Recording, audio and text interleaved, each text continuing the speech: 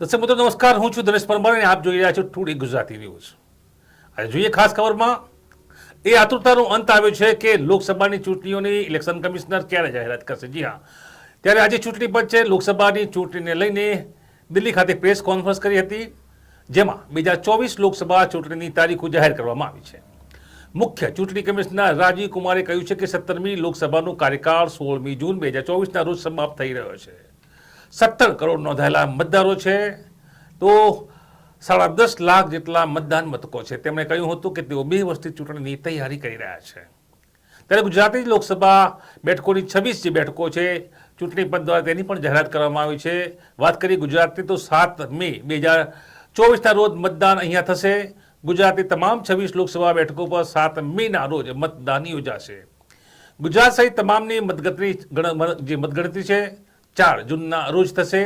આ લોકસભા ચૂંટણી 7 તબક્કામાં યોજાઈ રહી છે। 19 એપ્રિલથી તે શરૂ થશે અને 4 જૂને પરિણામ આવશે।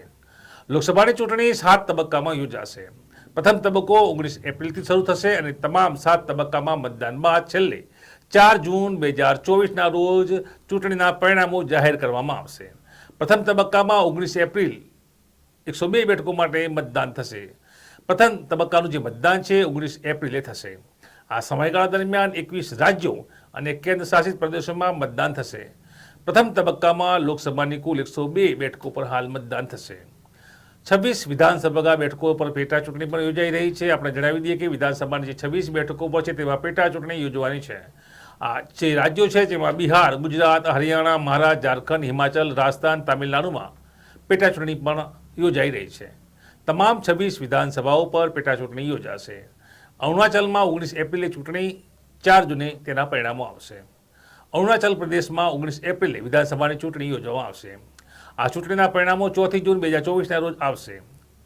મુખ્ય ચૂંટણી કમિશનર રાજીવ કુમારે કહ્યું હતું કે લોકસભાનો કાર્યકાળ 16 જૂને સંપૂર્ણ થઈ રહ્યો છે। દરેક ચૂંટણી હંમેશા એક પડકાર અને કસોટી હોય છે।